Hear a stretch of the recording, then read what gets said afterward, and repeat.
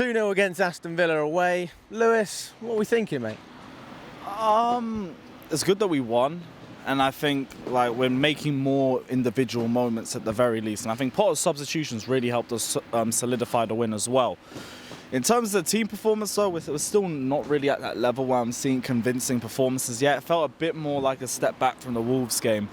We didn't really have that control that we usually have in games. Our problems are usually in the final third in terms of our end product.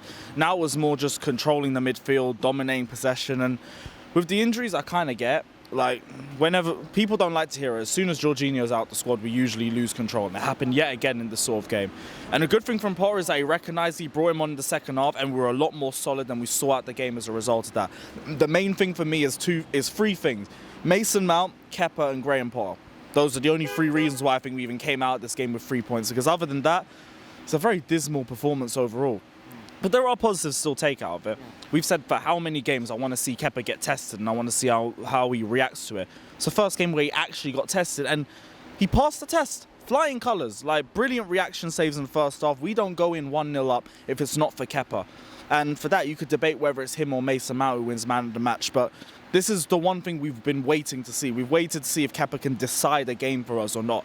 And it's the first time that he's done it for us. We've already said he should be starting. Like, his form's been better than Mendy this season in general, but now there's like actual steel behind it. We've seen him get tested in big moments and he's performed.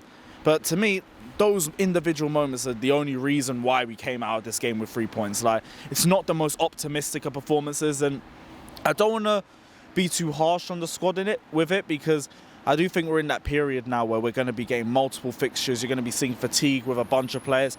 And as much as I hate to say it, a lot of people are going to be protecting themselves as the World Cup coming up as well. So you're going to have these sorts of performances and you're going to have them a lot. But it is just about getting the 3 points and moving on. And at the very least, we can walk out of this game and say that we did that because we were all in agreement. It should be the easiest game out of all of the matches we have this month. Didn't make it look easy. At least we won. I think we made it look very difficult, especially in the first half. Definitely, like, they'll be kicking themselves if they didn't score, but from just looking at Aston Villa before we came into this game, the problem wasn't defensively. Like, they're pretty good defensively, and we didn't have a lot of opportunities in the final third either. Their problem is kind of the same thing that we've had. Like, they're just poor in the final third, same thing as us. And I thought their decision-making, their final end product wasn't good enough for a lot of different opportunities. They'll be frustrated within themselves, but with the state that they're in, this is why we should have been getting 3 points. And at the very least, we did that. But there's still a lot that we need to do in terms of improvement. Yeah, no, I completely agree with you in that sense. They definitely dominated us in the first half. I mean, it was entertaining, don't get me wrong. Nice to soak up an atmosphere, but you want to quieten the place down.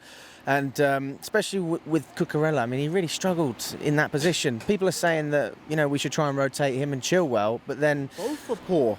This is the thing, like, you can't really justify either or the other right now. Cucurella's had better form throughout the season, but if you're looking at this game, Cucurella was getting dispossessed a lot. Thought Chilwell's decision-making was yet again average. Again, like, yeah, he's coming back from the ACL. I'll throw that disclaimer with him for this season, but neither of them were impressive this game. Loftus-Cheek, Kovacic, who were getting bypassed for fun. Aubameyang was isolated, really. Sterling yet again looked frustrating, and it's been happening for a run of games. Same thing as Havertz, got hooked off at half-time as well. It's just the same faces, really, but I think with Sterling and Aubameyang, I can defend them because at least you see moments. Aubameyang, we've seen goals, so you know, for me, you have to feed him. If you don't feed him, he ain't going to give you much else other than that. So you know what you're getting with him, but you know he has the experience to at least save you in those big moments if you feed him. Same thing with Sterling. Sterling has these phases. They drift in and out of games. They drift in and out of form as well. But you know he's going to give you the majority of goals and assists within the squad anyway. So you don't really focus on him too much. It's just like, okay, you're in a rut. Can you just get out of it as soon as possible because we're relying on you? Then you look at Havertz, and it's like, am I surprised at this point? Am I really surprised? Well, we can defend him from what we saw at the England-Germany game. I said it myself. We need to try and build the team around those two players. Now, to be fair to Potter, he's done that. And we've seen one player level up, and we've seen one player not really change too much from what we've seen. And his fans will just make another position for him next week, same as usual. But I can't be bothered with the excuses. Man's a £72 million signing. He was the most expensive signing in our club's history at one point. And we're here making paragraphs about how to get the best out of him. Fact is, he should be having impact. All I really saw from him was a couple of dispossessions, nothing really noteworthy except one chance for Sterling in the first half, which I did think he took well. But is that all we get?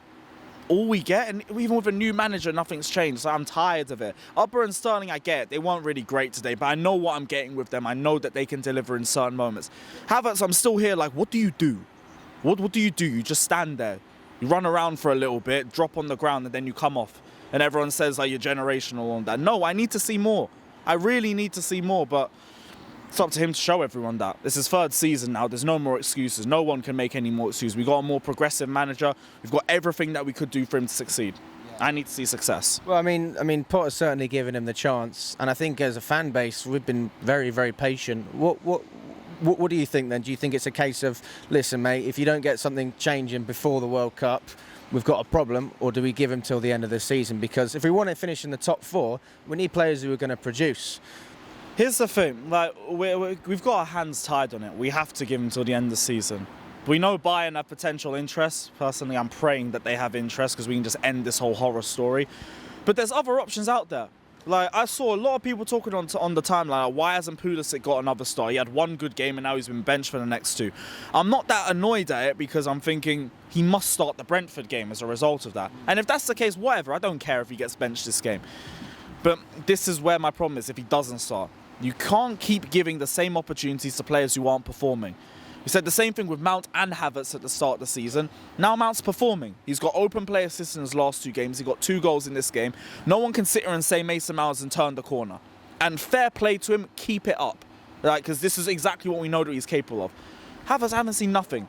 Like 1 G&A in 8 games, and then nothing for the next 5 games, and then another header that's because of poor Jose Sarr positioning, and then he's gone and disappeared again. I need to see more. All we ever see from him is a purple patch in March and then he disappears again. And did we pay 72 million for that? No. The reason why Mount gets a bit more credit and he gets let off a bit is because he was free. He came off the academy and you see a gradual improvement. And you can be more patient because you haven't put any money into it. You haven't invested. We have invested 72 million into Kai Havertz and he hasn't delivered. And even if he delivers in one game, I need consistency. I need a £72 million player, not a £15 million player. And that's where my problem is. There's not really much I can say to that, Lewis. It's up to the player to prove me wrong. If he had good games, I'd sit here and say he's been brilliant and this is the exact player I want to see. I don't see it. His best game for us was Zagreb and he still did nothing. And that just says it all. He doesn't turn up for goals, he barely creates, doesn't take players on, he's decent at heading, spends half the time on the floor, positionally isn't aware in the final third, and just dives all the time. And that's what we spent £72 million on. Like, I get, like, I don't even want to turn this into just a Havertz thing because there was other players that was poor as well. But the fact is, if you want to talk to me about attackers that haven't been turning up, he's the first person that I'm thinking of because he's just been inconsistent for 3 years. But overall, at the very least, if we want to try and turn it into a positive note, first half was dreadful. Second half, Potter saw the mistakes. We shored it up, we brought on the right substitutes. Koulibaly was brilliant, took all the pressure out on the right-hand side. Jorginho solidified the midfield. Mason Mount, brilliant set piece, gives us a bit of ground between us and Villa. And at least we can relax and at least we've taken the win from there. But you've got to see more convincing performances, man. Because playing like this isn't really sustainable. The only thing that saved us was Potter's substitutions. But in terms of players, I need to see more. Yeah, I mean, I was really impressed with what I saw from Potter today. I don't think we would have got those substitutions from Tuchel. I don't think we would have got them from Lampard, Conte, sorry. All those managers, I just couldn't see them making that amount of substitutions. Now, obviously, it's different. They've got 5, but he's using them, and he's using them well. He's using them quickly as well. The difference between him and the other 3 is late subs.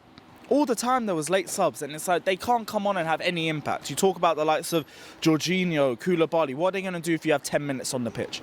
We brought them on with about 30, 35 to spare. This is the difference. They can come in, get a feel for the game, and then you see the impact. We were a much better team after those substitutions, and at least I know we can shore games up after we have the goal. I'm never really too worried about Chelsea after we've scored first, but this game is the first one where I looked in and was like, we didn't control them. didn't control them, but at least we take the 3 points, we move on to the next game, because there's tougher games coming up. Brentford will be more difficult than Villa. United is 4th v 5th right now. That's going to be the big decider for us, but at least we have a confident result, and that can build confidence within the squad. But yeah, again, need to see more. Thank you very much, mate. Cheers.